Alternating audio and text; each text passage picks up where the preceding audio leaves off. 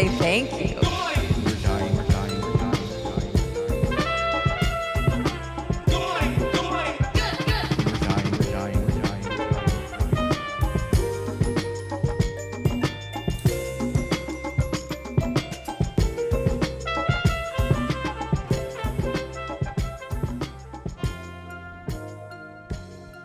So here is our third attempt at episode 1 of the Good Morning We're Dying podcast. We've been through a lot. Many technical failures and issues. Some technological, some my own. But we're here. We are here finally, hopefully, because we just started recording. It could go wrong again. I'm excited. I'm excited to see if this I'm feeling plays. hopeful. We have a new camera. Hopefully it doesn't, crap out on us. I actually brought out my audio setup here so I can actually see if the audio fails. So I'm feeling good about this being episode 1. Hello, everyone. This is episode 1 of Good Morning We're Dying, where I, Alex Bozanovic, and my friend Sam Rager. just talk about our experiences in the world as stand-up comedians based out of Detroit, Michigan. Mm-hmm.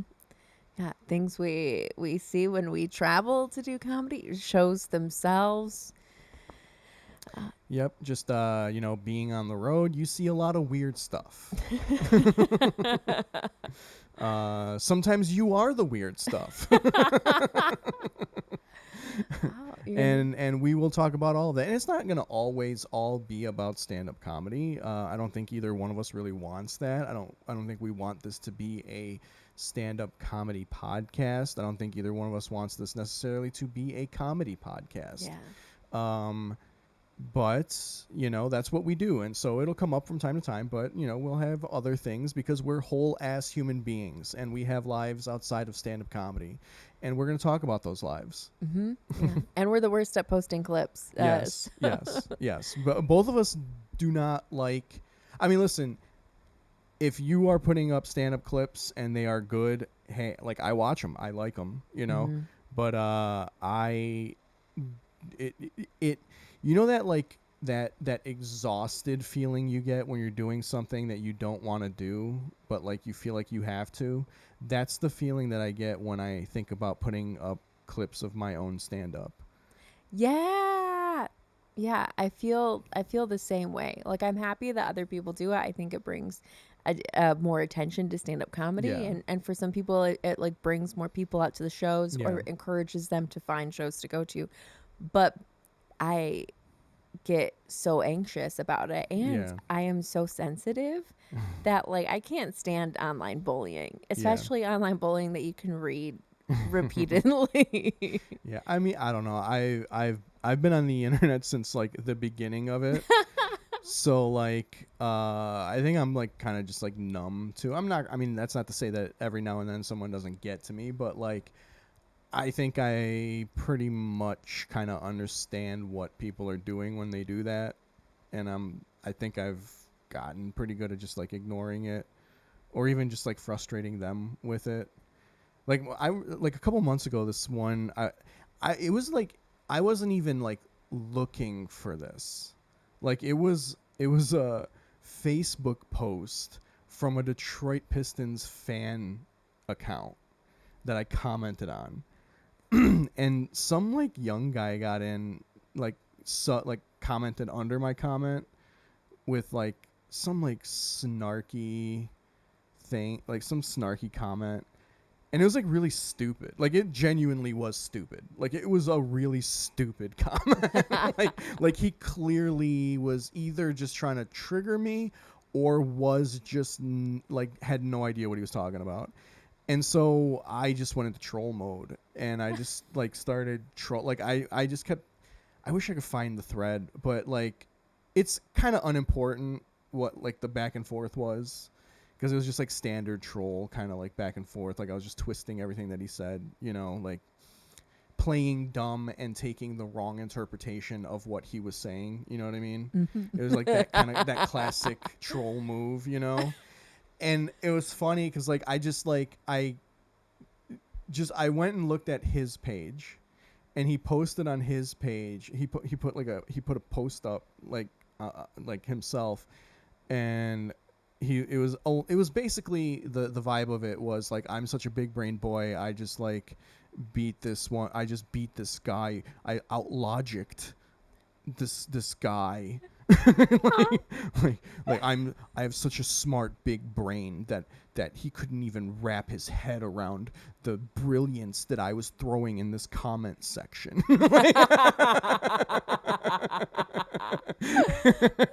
And it was like 3 days later that I looked, because people kept liking it. Like they kept liking like my comments basically. So like people kept liking it, so it kept coming up in my notifications. And it was like 3 days later, I just like out of curiosity went and looked at his page, and he posted it like literally like the day it all happened. So it was like 2 or 3 days later, and like 12 likes. Well, because I bet he's that type of person in real life too. Yeah. Well, yeah. I mean, he was like a young guy, like, which is why I don't want to like say who he is or anything like that. You're better than I am. But but like, and also like half the time when they get into your comments that way, they don't even care about what they're talking about. They're just trying to get a rise out of you. So that's the thing, is that like I am crazy enough where like they don't want to get a real rise out of it. Because a real rise out of me isn't going to engage online. A real rise out of me is going to get enough clues from their Facebook page. Go to truepeoplesearch.com to confirm their address. And then print out you're doing a 24-hour crash course in hacking, and you become like an anonymous level hacker like in less than a day. Like, I want to print out their comment and then cut out magazine letters to be like, be careful what you post online, and mail it to them. You can be found. Yeah. I don't know. I used to be a big troll, like in high school, like the AOL days. That's how old I am. But like, yeah, I mean, me and my friends, we used to troll back then, like big time. I kind of, once everything moved over, like MySpace was kind of like the end of my days of like trolling like that. I kind of just like stopped at that point. Not for any like conscious reason. I think it just kind of grew out of it. It was just kind of like done for me. But like before that, when it was like chat rooms and message boards and everything, like, oh man, I was a terror. Like I just like if I could grab onto any just like inconsistent thing that someone said that like even sort of made them seem like they were up their own ass, like I'm coming at you, like I am like coming for you. You were doing the Lord's work, Alex. Yeah. And I feel guilty for using the word crazy. I meant in a craze. I go in a craze. I don't mean negatively about people with mental health. Well, it's only crazy if you put on adult diapers to drive 12 hours straight to find the person. That is crazy. Like, but like if you're not doing that, then yes, in a craze is probably a better way to describe that. Yeah, like I wouldn't kill an animal to put on their doorstep, but I would pill up roadkill that had already been killed to put on their doorstep. You would throw the aftermath of an animal the animal killed on fire onto their doorstep.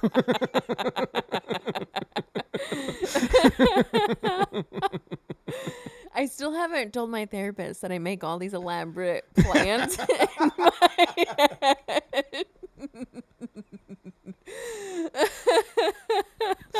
Oh man, that's very funny.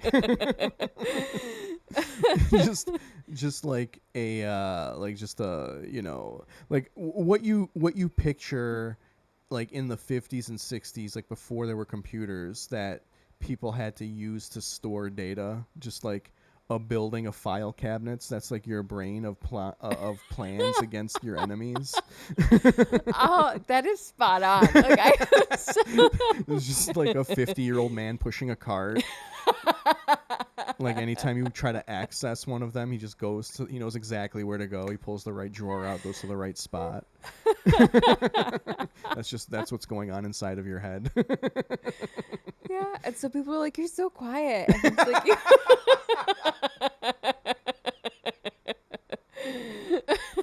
like, I'm just shy.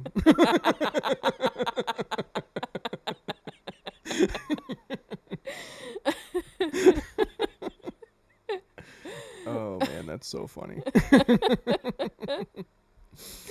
Oh, all right. Well, that's what this show's gonna be. But yeah, I don't know.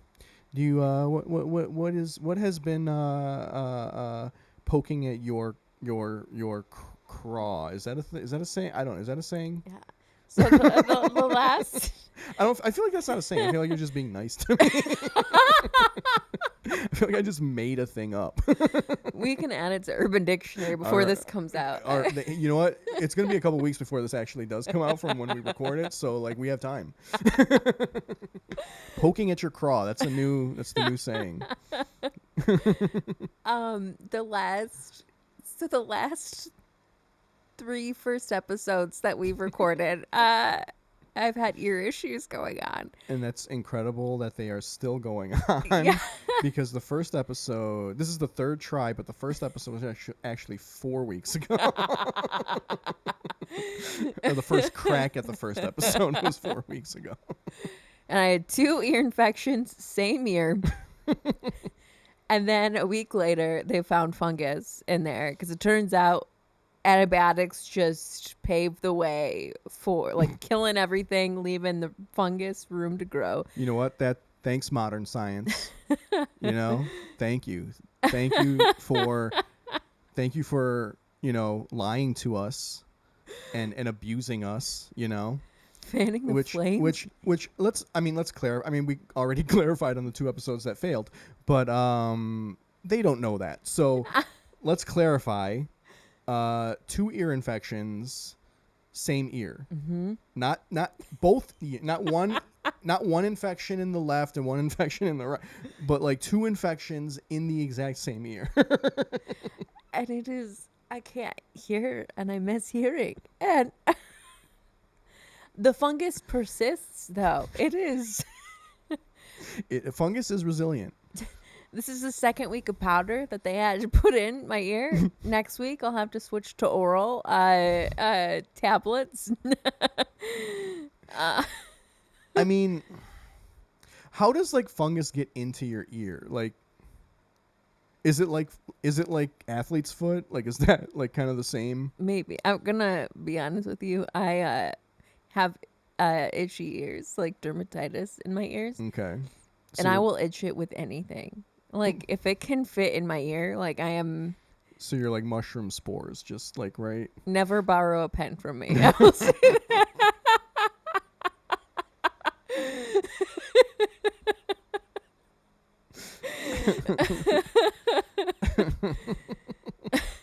The big caps at least not a pen that you haven't seen you take out of the packaging. Yeah. Like if I see you and you just took it out of the packaging and I've been watching you from that moment to the moment that I ask for it, then sure. But if ever at any moment you are out of my sight with that brand new pen, I will refrain from asking to borrow that pen. It's kind of like at the airport how you're not supposed to leave your bags unattended.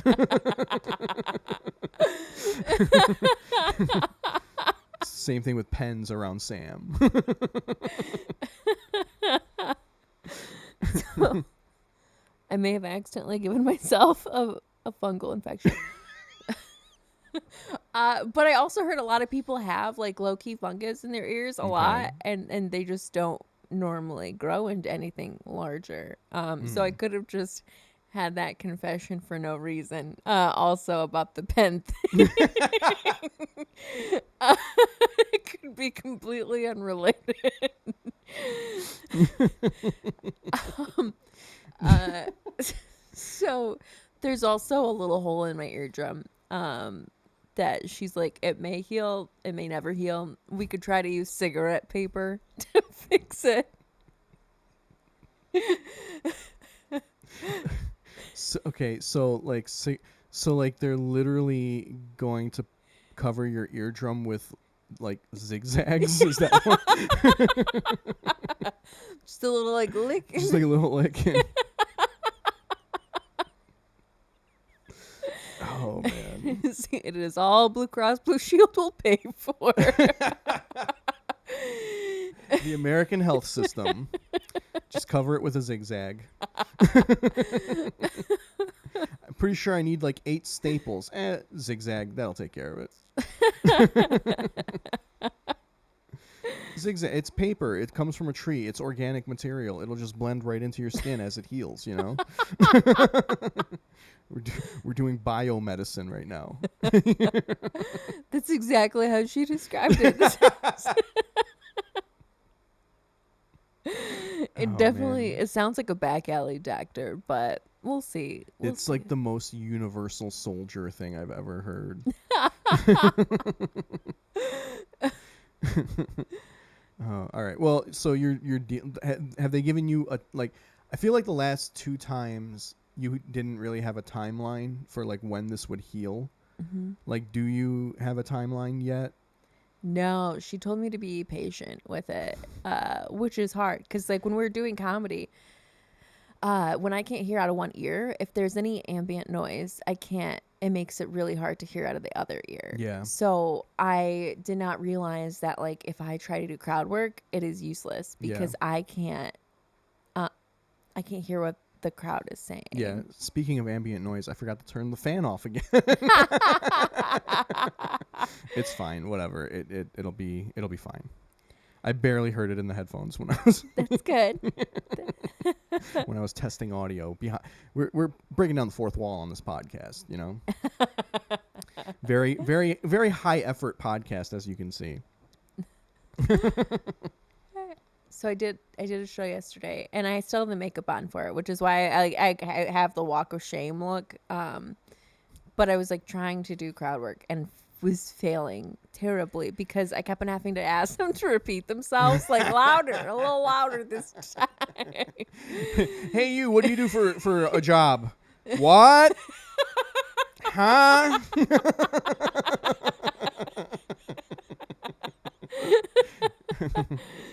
Oh, and I wish it looked like a bit, but it did not. Like they kind of felt bad for me. Yeah, I struggled. Yeah. I struggled real hard. Yeah, I don't know. I think I just generally have bad hearing, which I can relate. It is hard to do crowd work when you can't hear what they're saying to you. Yeah. And that's me probably like 70% of the time. Like if they say something, I really can't hear it. But yeah, I'm also just not good at crowd work. Like I'm just like if I'm talking to somebody, I have a theory on crowd work. It's like I feel like the people who are the best at it are people who are like good at small talk. You know, and I'm not good at small talk. Like if I ask you a question and you give me the answer, I'm just like trying to make a joke in my head instead of like just trying to interact. And then there's like a long awkward pause and then I have to say something and it's usually very like bad. Like not like bad, like not funny. Like or interesting or even offensive. It's just like it's just like the most like mundane, useless thing that I could have possibly come up with. You know. Yeah, I feel the same way. But I'm so like in terms of my own like ability and how I try to do it. I'm so jealous of the people who can. Like it's a skill. Oh yeah. But I think is maybe we can with our loss of hearing, it if people try to check us on that, we can be like, you're ableist. We cannot. Well, I remember when we co-headlined at House of Comedy. There was a girl with her boyfriend, like, I don't know, like in the 10th row or something, and she kept trying to like talk to me during my set, and I finally just like addressed it, and I was just like, I can't hear anything that you're saying. So then she tried to speak up. And I cut her off, and I was like, no, that wasn't an invitation for you to be louder. That's me telling you to stop talking because I can't hear you. Oh, yeah. And when they're drinking, like she was slurring too. Yeah. Like that just makes it so much harder. Yeah. I mean, that got a laugh, but like, Yeah. but it's just like, stop. Yeah. And an applause break. It did get an applause break too. Last night? Or no. Oh, at House of Comedy. Yeah. When he did that, I don't know if I got an applause break. he's playing small. It got an applause break. Yeah. But yeah, you were at the what was it? Oh, I don't want to. Oh, you don't want to say it? All right, it's fine. It's fine. Because it was a great show. Yeah. I just did not do well, and I feel bad. I always feel guilty, because I don't think I'm very funny a lot, and don't come to see me if you want comedy, but come to see me if you want to see somebody try to do comedy. See, now you are minimizing yourself. Well, I wanted to like wait and say that until after I did the smoke show because I wanted people to come out and support the smoke show. But now that's done, don't come and see. Smoke Show is the show that I run every first Thursday of every month. And Sam closed the 1-year anniversary, which Sam closed the first one. So it was kind of like 2 anniversaries in one. And it was a great show. It was very funny and it was very fun. And everyone was very complimentary of the show, entire show, and was very happy that they came. Yay. I get pumped too when like people who are not from the area are there and they Oh yeah, there was like a whole family that where were they from? New Mexico. Oh wow. Yeah, like and what were they here for? Barbecue. They were here for like a barbecue or to just eat barbecue? They were there to eat barbecue, but I think they were in town for the train station maybe. Oh, wait, so wait. They were in town for the train station and to visit family and stuff in the area. And on the night that the train station was having literally the biggest event ever, they came to watch our comedy show. You got that pull, Alex. For the people watching this that don't know, the night that show happened was the night that like literally every single Detroit celebrity performed music at the train station. Yeah, but they sold out, so maybe they didn't get tickets, but they're going to go do the tours this weekend. That's crazy that they came all the way out there. Yeah. But you've traveled a lot, though. Oh, yeah. We both have. We both have traveled all over the place, much like our family from New Mexico. And in a way, they unknowingly did it, but we knowingly do most of our traveling for comedy. Yeah. What is your favorite way to make the time go by when you were traveling? Like everybody, like most people, they say it's like podcasts. They like want like a long podcast or like a podcast series. I have found that I can't do that because if I'm just listening to talking, I'm going to start falling asleep. So I have to do music, but I have to do music that I know the lyrics to. Because if I don't know the lyrics, I'm going to be disengaged and I'm going to start falling asleep. If it's like instrumental type music and there's no words, I'm going to start falling asleep. Yeah, That's like a lullaby. Exactly. So it has to be music that I know the words to, because then I'll be singing along to the song and it'll keep me awake.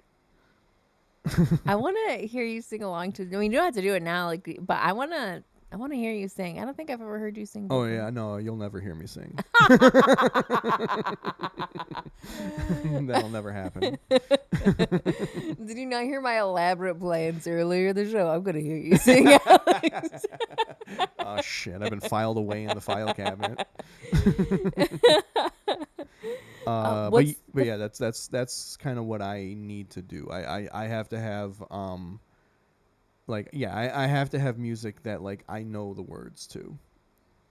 What's the furthest you've had to drive like straight through for So comedy? I haven't driven straight through to a show very like too long, but I've had to drive home straight through pretty long. And I didn't have to drive straight through, but I just wanted to drive straight through.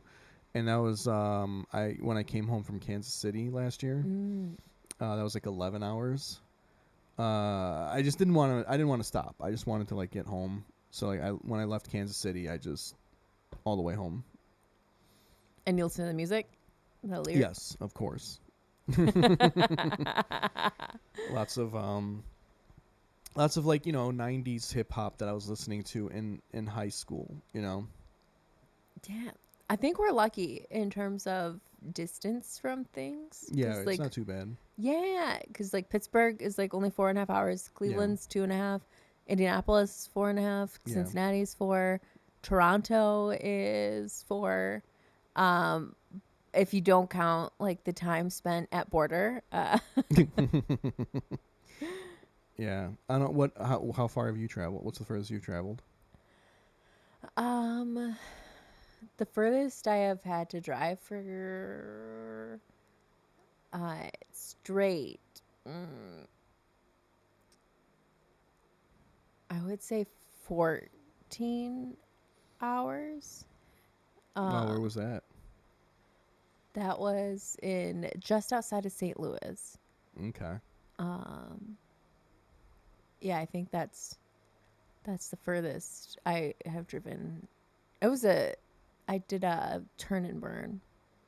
So I drove 14 there, did the show, and then drove back. Yeah, I wouldn't have done that. I've done that with Indianapolis, 4.5 there, 4.5 back, but like, anything over like 6, anything over like one of my typical sleeps, I'm probably gonna stop at some point, or I'm not gonna stop. I'm gonna make it a 2-day thing. I'm not gonna go there and then come home right away.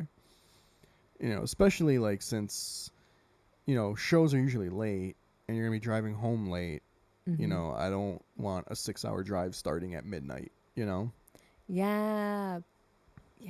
Like 4 a.m. 4 a.m. is my cut. If I'm not gonna be home by 4 a.m., I'm gonna stay where I am and drive home the next day. That's smart. Yeah. Because it does mess with your system. Yeah. If I am mentally like in a dark place, I'll do it anyways. Because I'm like, nothing can make this worse. You're just driving home listening to 9 Inch Nails the whole time.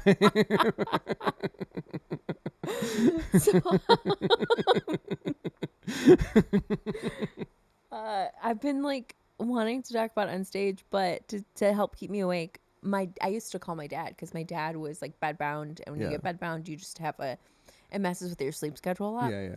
And he and I used to stay on the phone with each other until I made it back. But after he died, like those long trips would like make me like really weepy. Yeah. I was like, I want to talk to somebody. Everyone's asleep. So I just started talking to Google. And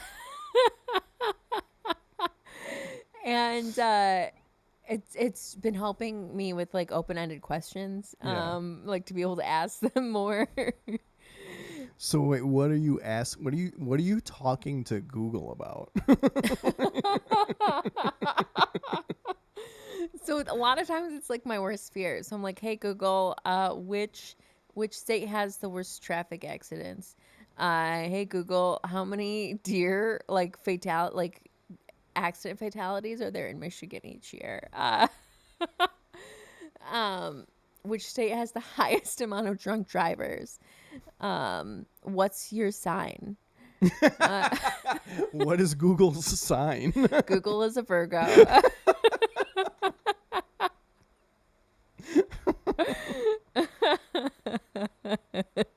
So, all right. So, what does that mean then? What's a typical Virgo?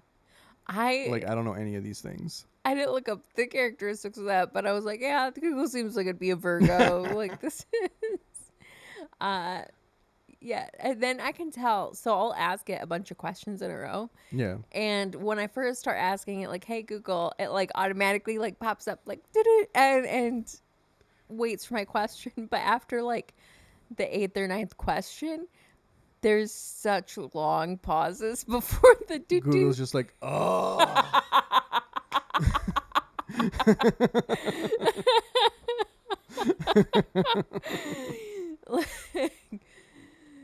I'm not terrified of that AI. I'm like, I will not tire you out. That's funny. But we had some Canadian visitors at Smoke Show, Rob and CJ. Yeah, Rob and CJ. They had a little drive. They had to leave early Yes, because there's the strike. Yep, border strike. Is that on our side or their side? I heard their side. Okay, that's what I figured. Because I figured if it's a strike and it has to do with unions, there's no way it could possibly be in the U.S. Particularly like with something like the border, because like that's not usually people that are like looking to be in a union that are working that job. It's usually the pick 'em up by your bootstraps crowd that's working at the border. Do you think it's limited the amount of Americans going over? I think it has. It definitely affects me, and how like if it's not for comedy, I try to not go over there because I just don't want to deal with it. What's the most you've been hassled over there? I mean, it's never like really that bad. Like I think I just make it bigger, but it does suck. It sucks to have to pull in, and then you have to go like wait in this little like waiting room while they tear your car apart. Wait, you've had that happen before? Yeah. You've never had that happen? No. I felt like that's just like a common Detroiter like experience. Yeah, they had me pull over. I had to go into this little like waiting room with like 12 other people whose cars were being searched, and I had to sit there for like an hour and a half because like they had like 5 cars in front of me that they had to go through, and then they just like tear your car apart looking for like drugs and weapons and all kinds of and I would also assume just like regular products that you're supposed to claim. You know what I mean? Like you bought something in Canada and you have to claim it because you have to pay tax on it to bring it over, unless you bought it from duty free. And is it when you're going into Canada or coming back that they do this? I think it's so like going, if you're a U.S. citizen, you mean like just the search, or you mean like like when you've been searched? The search is always coming back. Canada's never searched me. It's always been the U.S. that's searched me. This was definitely the most intense one, though. And the funny thing about it, though, is the gym bag that I use when I go to the bathhouse was in my trunk. And they went through the bag. So there was a lot of like gay sex paraphernalia that they had to kind of dig through. Did that feel good? It did. It was like, yeah, you're gonna search me for no reason. You're gonna have to handle some dildos, dildos and butt plugs. Did they put it back correctly? I mean, they didn't empty the bag out, but they had to like, burrow through it, So they definitely had to like push dildos aside and like jock straps and stuff. I love that, burrowing through dildos and jock straps. But yeah, they were like looking for things that were either illegal or that they could tax me on, is what they're doing when they do that. Unless, like I said, you go to duty free and you like buy stuff there, which that is also a fun, like the duty free thing is a fun thing to me. What is your favorite part? Well, I mean, just like the concept of duty free itself is kind of funny, because it's like you're like, so it's this like gray area where there's kind of like no jurisdiction when you're on the border. So they like kind of technically can't tax you. And so, and I'm probably getting this way wrong. I have not looked into why this is, but like my guess is that it's more trouble than it's worth to like establish rules. You know what I mean? Because you're dealing with two governments instead of one to like establish rules like right on the border. So it feels kind of like they're just like, all right, just move along, just like do what you got to do and move. You know what I mean? But like essentially, you're buying things tax free. That's I don't know the origins. This is just like my assumption. And it's the same as the airport one, right? No? Yeah. I mean, it's like the same. It's like the same thing. But like the really interesting thing though is there are people who will cross the border not to visit the other country, but to go to duty free, like to just purchase things tax free from duty free. Like they go through all of that trouble just so that they can buy something that does not have like sales tax on it. And it costs like $12, yeah, right? To go. It's $6 toll both ways, so it's $12 total. $12 total to go, into the opposite country, and then to come back to your country. So like the amount that you're paying in toll is probably double whatever you would have paid in tax.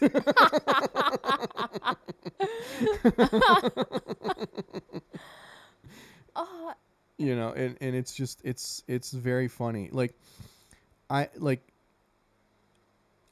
never really like thought about it until recently, because like I had shows in Canada last summer. Like I had a few weekends in a row of like shows in Canada last summer.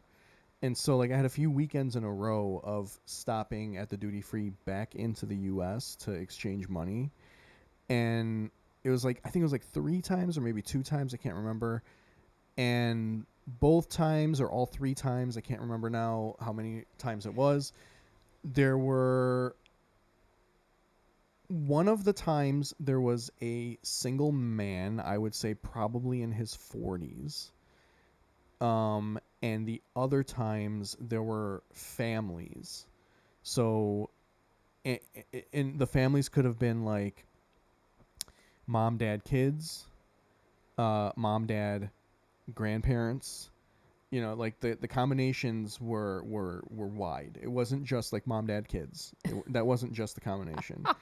And like the biggest thing that I noticed from this, number one, it was always like immigrant families. And number two, they were like just so happy while they were there shopping. Like this was their American dream. Was it audibly, like, could you hear the joy in their voice? Could you see it on their face? You could see it on their face. Like they were smiling. They had those like eyes, like they had like the happy eyes.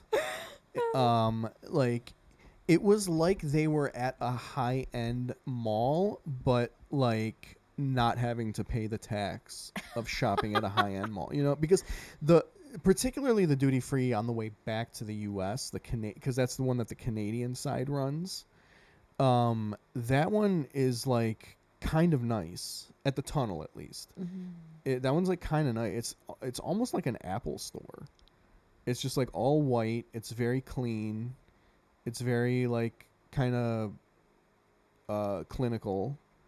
You know, like it's just it's very like odd, like not odd, but like they care about their side. The one on our side, the one going into Canada, is like a liquor store. Like that's all it is. It's just like a liquor store that you would go in and buy Lucy cigarettes at, like you know, and like a Kino ticket or something. You know? Do you think any Canadians are coming to our side to? I think they are. They're disappointed. I mean, they're definitely disappointed, but like I think they are because they want to get, you know, tax-free stuff too, which is funny. It's all the so the other layer of it is that it's like usually immigrant families. At least the few times that I went, it was immigrant families. And you have to imagine that before they immigrated here, they were in their country and they were thinking about how great America is. And if they could just come to America, they could provide their family with the life that they want to provide their family with. And so they get here and they work hard and they build up their businesses and they, you know, they achieve some level of success. And what they decide to do with the country that they say they love and that they think is so great is they cross a border to avoid paying tax and contribute to the country that they presumably love and think is great while complaining that the country is getting worse as they don't pay tax and contribute to it.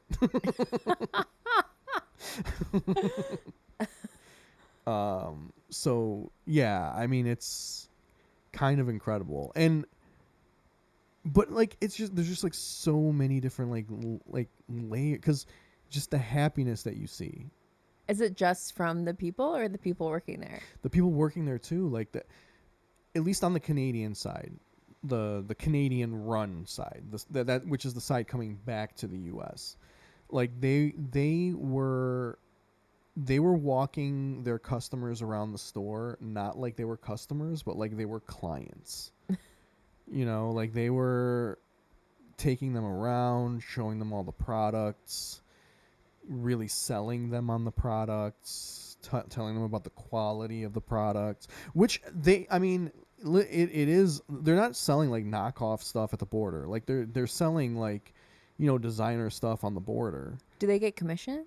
I doubt it. I highly doubt it. The minimum wage is probably what they're getting. That's all I can assume. Maybe I'm wrong. Maybe they are paid well. I don't know, but they're definitely not getting commission. I know that for sure. I know they are definitely not getting commission. But like the people shopping are just like you can tell that this is the highlight of their week.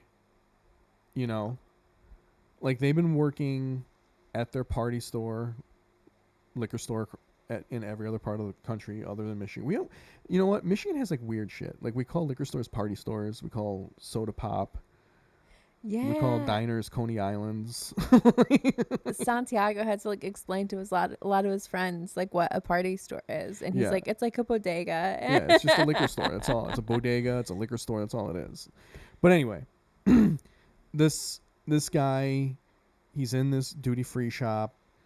You can tell he was working, you know, all week, probably like at his family's like liquor store or gas station or whatever. Just like trying to get through the week, you know, just grinding through the week. And in his mind is just like, it'll all be worth it once I can get those Versace glasses at the duty free on Saturday night. I've been eyeing them the last 3 duty free trips. And this is the time that I'm going to get them. You know, and while he was there looking at those sunglasses, you could just see the joy in his face. And the clerk helping him matched that joy. Like you could tell that she was like very excited to help this guy realize his dream of buying designer sunglasses with no additional tax on top of them. Are they behind like a glass case, or do they Yeah. have them so No, no it's like a jewelry case. mm. It's like a jewelry case, and they're just like displayed in the jewelry case. And you just kind of, you know, you go up and look. And at that time, there's like nobody else in the store, so the clerks are very attentive. Like the second you start looking at anything, they're just like, "Oh, can I help you with that?" And you're like, "That's kind of like no." Like it's very hard for me to steal this item with you standing right next to me.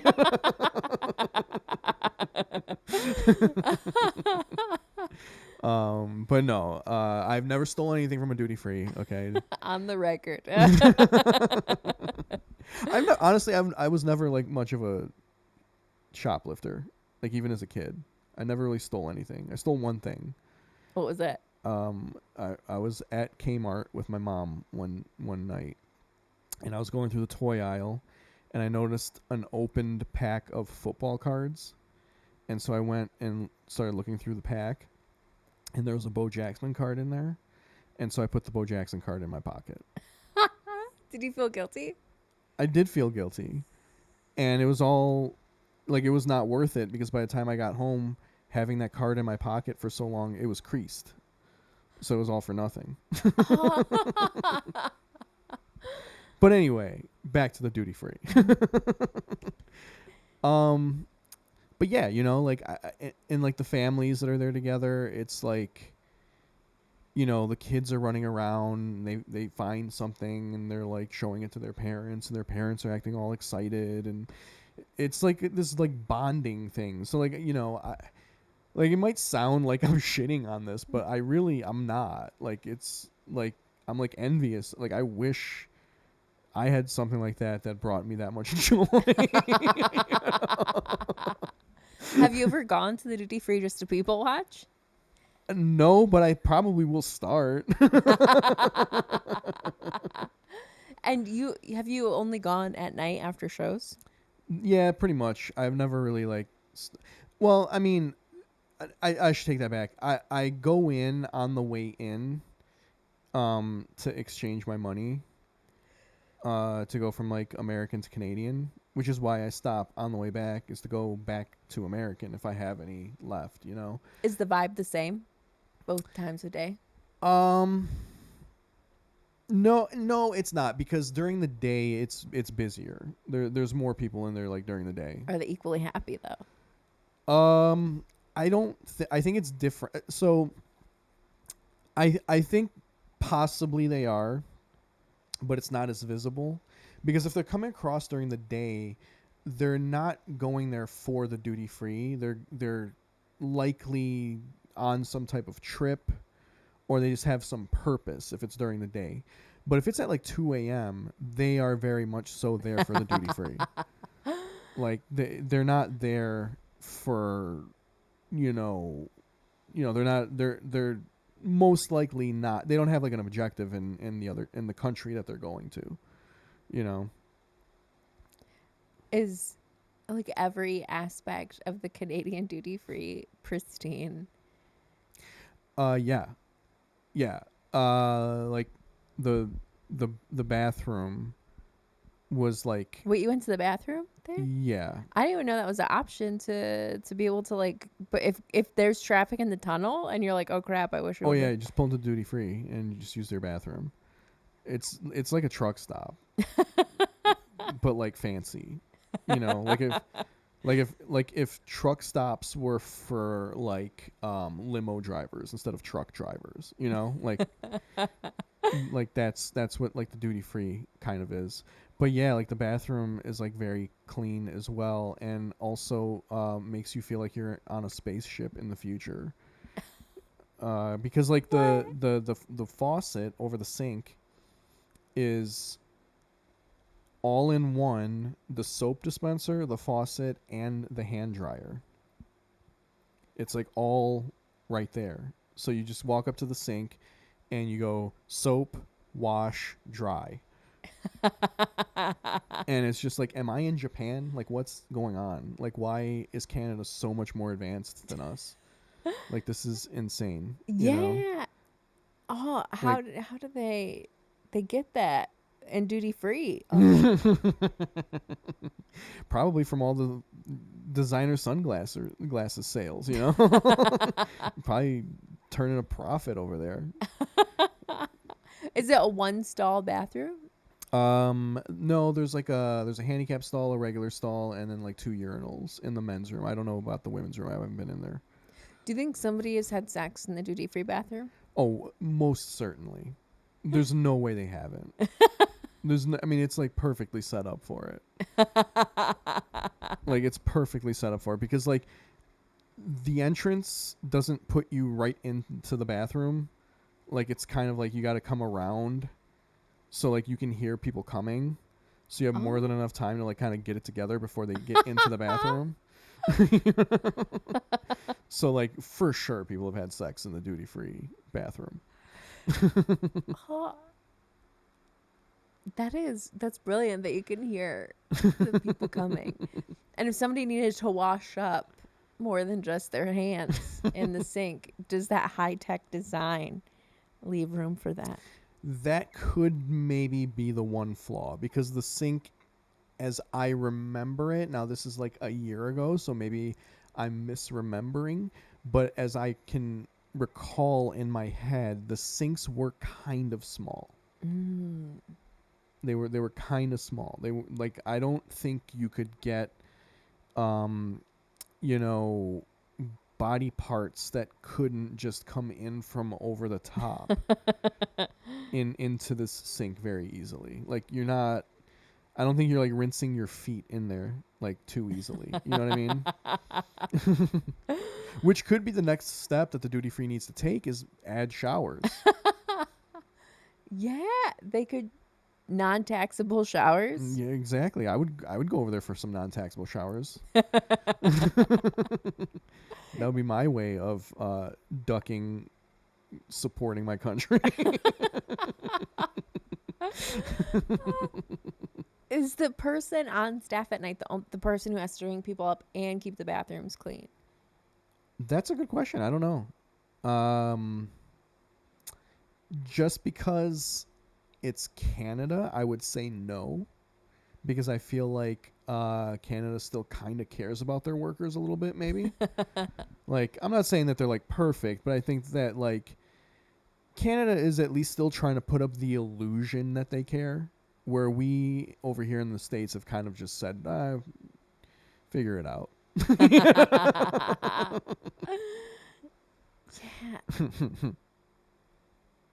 Are they ever mean? Are they ever angry? Or are they always happy? Not, I mean, again, this is a sample size of 2 or 3 times. Canadians working. They weren't mean or unhappy of the 2 or 3. And actually recently, like just a couple months ago, I came across over the bridge, not the tunnel this time. And like, again, late at night, because I did a show, where was it? It was like, I forget the name of the town. It was like a small town, kind of like a little bit outside of Windsor. The Hamilton? No, it wasn't Hamilton. It was like a really small kind of community. It had like a little small like downtown vibe kind of to it. Whatever. It doesn't. I can't remember the name of the town, but I did a show there, and I came back over the bridge this time, and I stopped at the duty free there again to exchange money, and they were like off-puttingly nice. Like almost like they were mocking me. You know what I mean? Do you think it's because a lot of people don't use the bridge as much as the tunnel? I don't know. I think it's just how they're trained. And I didn't realize there was 2 duty frees. I just thought there was the tunnel duty free. I didn't realize. Yeah, no, there's duty free on both the tunnel and the bridge, and I'm sure there will be on the new bridge too, on the Gordie Howe Bridge. Are you gonna stop at that one? You know it. That one's gonna be brand new. Duty free technology is gonna be so advanced in that one. It's gonna be insane. That's 2004 technology there. You know, Like the duty free technology is at least 20 years old, and the ones that exist right now. If somebody wanted to duty free hop, would they have to like go like and do loops around the border? No, well, here's the thing. I don't know how it works. I don't know if you can. I don't know that you can cross the border, come back, stop at duty free, buy things, continue on, declare those things, loop back around, and then still declare them. You know what I mean? Like, I don't know how that would work. So like legally, I have no idea how that works. So I don't know if people do that. But it would be kind of weird if they did, right? Like, that's, why would you do that? Like, did you maybe stop at the one on the way in, saw something there, and we're like, I'll get it at the other one, and then you get to the other one and it's not there, and so then you're like, well, I'm here, I might as well loop back around and pay $24 in toll. It's kind of like Disney, like, you know, like round the world drinking at Epcot, Yeah. and then you're just going to all the duty frees. Do they I'm on a have duty free tour of the North America, you know. 3 duty frees in Windsor? That's gonna be wild. Well, that means 3 duty frees in the U.S. as well. Are they? Would you say that they look the same on the inside, bridge and? Oh no, they're way like so the one on the bridge, it was still like nice and it was like clean, but it was definitely dated. Like, it was definitely from like another time. I want to go to that one now. That's my. It's definitely the more charming one. Like the one off the tunnel, like I said, it's like an Apple store. There's just not like much character or personality to it. It's just like this kind of sterile, clean, you know, like all the attendants or clerks or whatever they're called are just in all black. You know, it like it's very much so like a manicured experience. Do they both have like, so the fancier new one has like the Versace sunglasses? Does the bridge one also? Oh yeah, have? they all have like the same stuff. Mm. I don't know about the one. I don't know the one at the tunnel coming into Canada, the US one. That one's a little bit smaller. I don't know exactly what they have in there. I know for sure they have cologne in there. I don't know that they have like jewelry and sunglasses in there. Have you ever been tempted to, like, when somebody's trying sunglasses on, just to be like, not those ones? No, but now I am. Or it's just seeing their sheer joy, like, you're like, I don't want to take it away. No, honestly, I think it's like seeing the joy. It's like, I don't want to take this from them. This is what they've been waiting for all week. And then some asshole's gonna come in and just like ruin it. Like, no, like let them have their thing. You know. Is that all they do that night, or? I would have well, I don't know. It is kind of late, and like the people that I've seen doing it, it's either families. So if it's a family, yes, that's probably all. They probably went there, did their shopping, went home. But like the single guy that I saw the one night, he looked like he would be like in his 40s, and it was like midnight, 12:30-ish. So like if I had to assume, I would say he probably went home just because he was like an older guy and it was already kind of late. I'm so sad that you called mid-40s older. That's still young. That's still. Well, okay, I mean, yes, it is still young, but like you're not a child anymore. You know, like if you're in your mid-40s and you're going to the bar, like that's a problem. Like, you know, and I don't mean like neighborhood like dive bar. I mean like big dance club. You know, like if you're doing that in your mid-40s, like Kendrick Lamar should write a diss track for you. You know what I mean? Like that's sad. You know, like you shouldn't be that.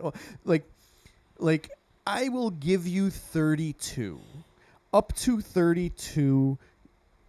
Sure, But if you're 33 or older and you're still doing that, like, come on, man. Like, you gotta, you can't, you can't, you can't be drinking sugary shots out of test tubes anymore. Like, you gotta move on, you know? Like, I don't know.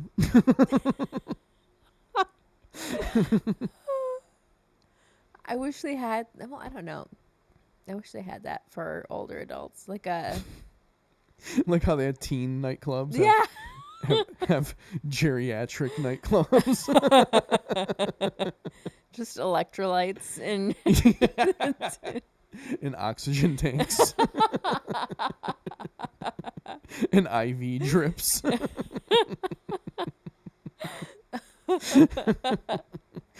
Well, they already do have that. It's called Vegas. They have an entire city for that.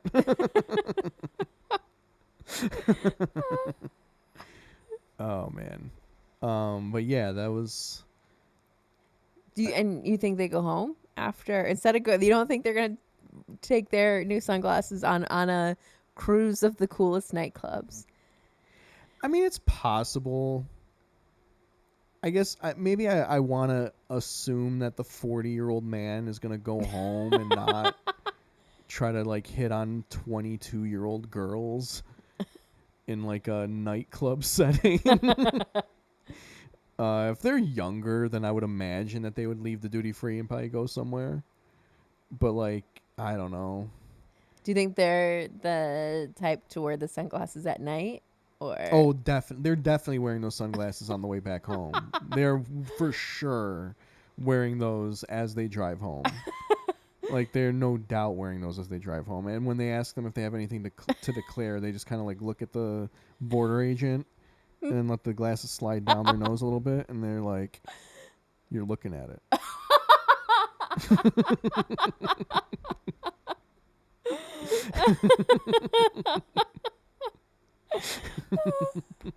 I love that. I love that act out. Oh, so much. I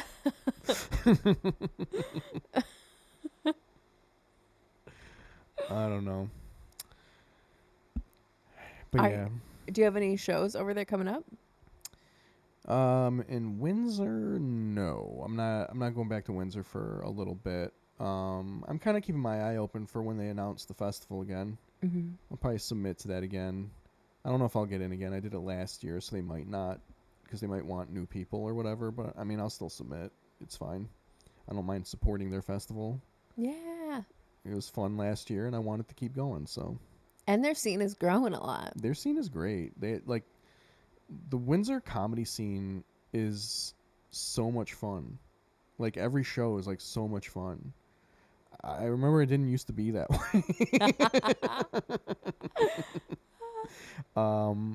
I did their previous festival very early on in my career, and it was not good. It was not good. It was the audience was basically an entire audience of people that would go to duty free at midnight.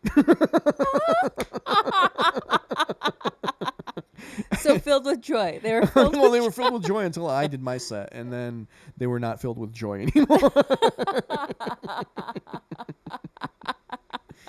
But the Brewing for Comedy Festival, that is the current incarnation. I shouldn't say incarnation because it's not the same festival. It's a totally brand new festival. That festival was great. It was a lot of fun. I did it last year. That's where the duty-free trips happened. It was because of that festival. It was great. It was a great festival. Every show was sold out. Every show, the crowd was like into it. They were ready to laugh. They were ready to go. It was a lot of fun. The other comics were very funny. It was really well run. Like, just the whole thing was great, top to bottom. Heck yeah. And you have another festival coming up. Yep. Week? Like 2 weeks from when this is recorded, so it'll probably already have passed by the time this comes out. But yeah, I'll be going to the Boulder Comedy Festival at the end of June. I believe that's like June 20th, 21st, and 22nd. It's going to be my first time in Boulder, Colorado, so I'm very excited about that. I see some of the other comics on the lineup, and they're very funny, so I'm excited about that. And yeah, I was in Denver last year, had a great time. So yeah, I'm excited to be back in Colorado. Yeah. I'm so proud of you, and I'm proud of you repping Michigan. We have comedy here, and How about you? What do you have coming up?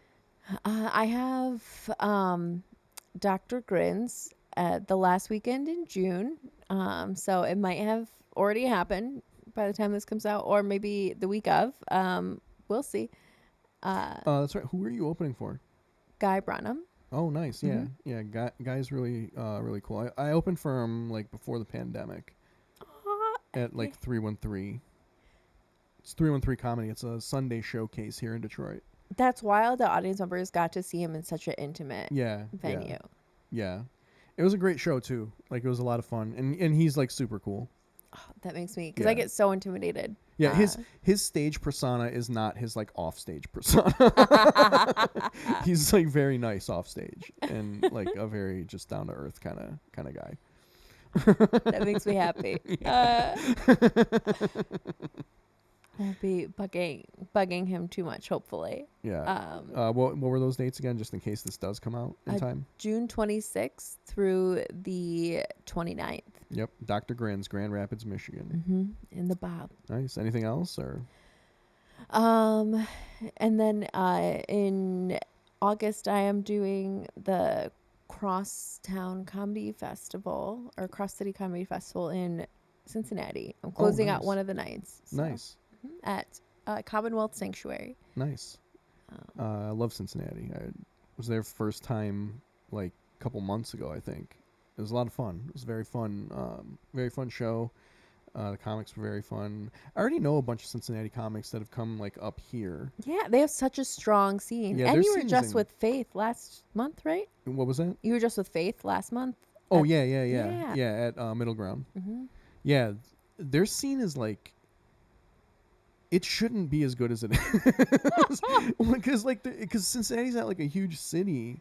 I think it's huge, and plus they have Kentucky too on the border. Right? Yeah. Okay. Yeah. Mm-hmm. That I think that makes it maybe. I guess I'm not considering Kentucky, but still, you just don't think like Cincinnati would have like such a strong lineup of comics, but like they do. Like, it's insane how many like great comics they have down there. Yeah. I just like going to shows too, and just down there to watch. Like if I have the time, I'm like, I will drive 4 hours. I will. Yeah. I adore that scene. Yeah. Yeah, it was. I had a lot of fun when I was there, and look forward to hopefully go back again. Yeah. Yeah.